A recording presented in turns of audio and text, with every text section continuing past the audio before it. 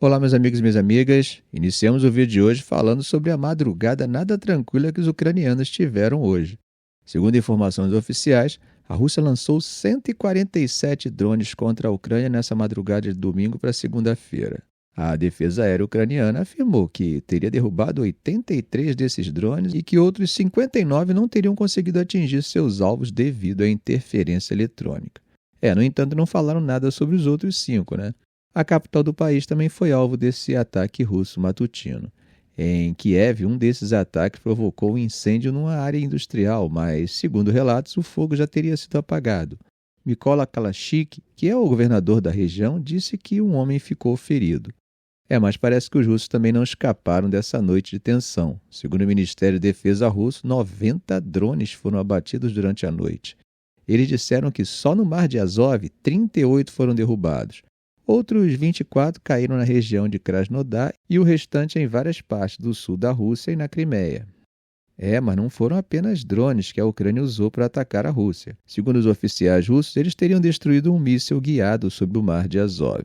Agora, gente, vamos dar uma olhada na linha de frente. E lá temos notícias de que Moscou está avançando forte na região de Kupiansk. Eles atacaram em várias direções. Ao norte, perto de Dovenk, Sabadini, Doroshivka e Kindrashivka. Ao nordeste, em Dovorikna e Virolivka. A leste, em Petropavlivka e Stepova Novoselivka. E a sudeste, eles estão tentando tomar Pichane e avançar para Novozinov.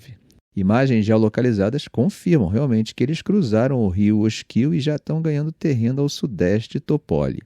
Isso quer dizer que eles estão conseguindo empurrar a linha de frente mais para dentro da Ucrânia. O porta-voz das forças ucranianas na região, Major Viktor Trehubov, disse que Moscou está tentando criar uma base do outro lado do rio, mandando soldados em pequenos grupos e acumulando forças antes de atacar. E segundo o major ucraniano, tem um detalhe que está ajudando os russos: o solo congelado. Como o terreno está mais firme, os russos conseguem atravessar o rio com equipamentos mais pesados, o que antes era complicado. Ou seja, além da artilharia e dos drones, o clima também está jogando um papel nessa guerra. Agora, gente, na região de Silvestre, os russos continuam pressionando ao norte, indo para Dronivka, a leste em Vernokamiansk e a sudeste em Ivano-Darivka. Segundo imagens geolocalizadas, eles conseguiram avançar ao norte de Bilohorivka, que fica ao nordeste de Silvestre. Mas a Ucrânia também não está parada. No domingo, os ucranianos teriam reconquistado a vila de Pichane, ao sudeste de Pokrovsk. Lembrando que a região é uma das mais intensas da guerra e os russos vêm avançando rápido por lá desde dezembro, numa estratégia de cercar Pokrovsk em vez de atacar de frente. Mudando de assunto, parece que o Kremlin não está interessado em conversar com os europeus sobre paz. Isso fica claro pela fala do ministro das Relações Exteriores da Rússia, Sergei Lavrov, hoje, segunda-feira, em que fez uma provocação direta à Europa. Durante uma coletiva de imprensa ao lado do chanceler da Sérvia, ele questionou por que os países europeus deveriam ser incluídos em eventuais negociações de paz sobre a Ucrânia, já que, segundo ele, os líderes europeus querem que a guerra continue. Lavrov argumentou que a Europa já teve várias oportunidades de participar de um acordo, mas que agora não vê como esses países poderiam contribuir, considerando a posição que têm adotado no conflito.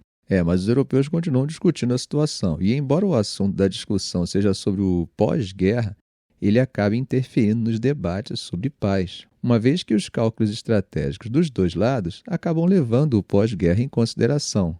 Mas sobre o que eu estou falando na verdade? É que o primeiro-ministro britânico Keir Starmer acabou de colocar o Reino Unido na linha de frente de uma possível operação de paz na Ucrânia. Ele foi o primeiro líder europeu a dizer publicamente que está disposto a enviar tropas de paz para o país caso isso seja necessário. E isso acontece bem na véspera de uma reunião emergencial em Paris, onde os líderes europeus vão discutir como a Europa pode garantir a segurança da Ucrânia num possível cessar-fogo. Esse movimento da Europa, acontece depois de um susto na semana passada. O susto foi quando Trump pegou todo mundo de surpresa ao anunciar que teve uma conversa direta com Putin sobre o fim da guerra, e isso sem avisar ninguém antes, né? E não para por aí, Trump também deixou claro que a Europa não vai ter um assento na mesa de negociações. Agora o governo americano está tentando entender o que os europeus podem oferecer em termos de garantias de segurança para Kiev. E eles até enviaram um questionário para os governos europeus pedindo informações sobre isso. Macron recebe hoje líderes da Alemanha, Itália, Reino Unido, Polônia, Espanha, Holanda e Dinamarca, além do secretário-geral da OTAN, Mark Rutte, e representante da União Europeia. O principal tema do encontro? Bom, que tipo de garantia de segurança os europeus podem dar à Ucrânia, sozinhos ou em parceria com os Estados Unidos? E nesse pacote entra a possibilidade de enviar tropas de paz para garantir um eventual cessar-fogo. O Starmer, aliás, já está deixando claro que o Reino Unido quer liderar esse esforço, dizendo que a Europa está vivendo um momento único para a segurança coletiva do continente. Ele também ressaltou que o fim da guerra não pode ser só uma pausa antes de Putin atacar de novo. Por enquanto, só 2 países da Europa deram sinais concretos de que topariam, colocar militares na Ucrânia. E quais foram esses 2 países? Reino Unido e França. Mas isso pode estar mudando, tá? O primeiro-ministro da Suécia, Ulf Kristersson, disse que há uma possibilidade de enviar soldados suecos numa missão de paz, mas que isso só pode ser decidido depois que as negociações avançarem. Agora, gente, vamos combinar, Colocar tropas de paz na Ucrânia não é algo simples. Isso acaba aumentando o risco de confronto direto com a Rússia e ainda sobrecarrega os exércitos europeus que já estão com estoques de armas reduzidos depois de 2 anos enviando equipamentos para Kiev. Isso sem falar no fato de que a Rússia, a China e agora até mesmo Trump têm demonstrado certa concordância com os argumentos de que a guerra é resultado da expansão da OTAN em direção ao território russo, à varanda russa. Logo, tropas da OTAN em território ucraniano, mesmo que não sob o escopo da aliança, não deve ser algo que Putin estaria disposto a aceitar. Bom, mas os Estados Unidos estão empenhados em liderar as negociações. O secretário de Estado americano, Marco Rubio, chegou nesta segunda-feira à Arábia Saudita para um encontro importante com autoridades russas. E mais do que óbvio, o objetivo do encontro é discutir um possível fim para a guerra na Ucrânia. Essa reunião acontece logo depois de Trump ter conversado diretamente com Putin por telefone na semana passada.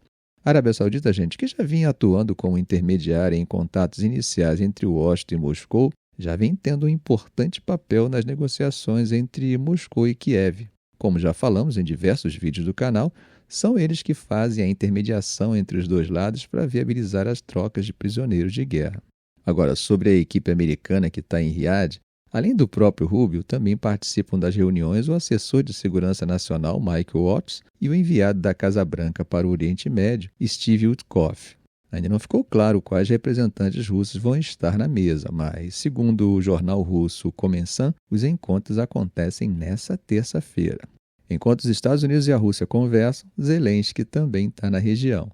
Ele chegou aos Emirados Árabes Unidos no domingo e disse que pretende visitar a Arábia Saudita e a Turquia. Mas não tem planos de encontrar autoridades russas ou americanas. Mais do que isso, a Ucrânia nem foi convidada para essas negociações. Isso levanta uma questão interessante. Antes era a Rússia que não era convidada para as negociações de paz. Agora, com Trump, chegou a vez de Kiev ficar de fora. Além da Ucrânia, outra grande pauta dessas reuniões em Riad é a situação da faixa de Gaza. Como sabemos, os Estados Unidos querem que os palestinos sejam reassentados em outros países árabes e que Washington lidere um esforço de reconstrução do território. Mas essa proposta não pegou nada bem na região e nem fora dela. Isso pelo fato de que isso seria deslocamento forçado, ou seja, crime de guerra. A Arábia Saudita e os países árabes rejeitam qualquer plano que envolva deslocar palestinos e estão tentando desenvolver uma proposta alternativa. A ideia deles envolve um fundo de reconstrução liderado pelos países do Golfo e um esforço diplomático para enfraquecer o Hamas.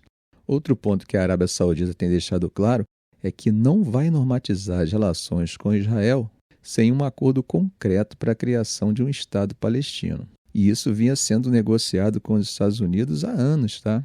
Enquanto isso, Rubio passou por Israel antes de chegar a Riad e se encontrou com o primeiro-ministro Benjamin Netanyahu, reafirmando o apoio dos Estados Unidos a Israel contra o Irã.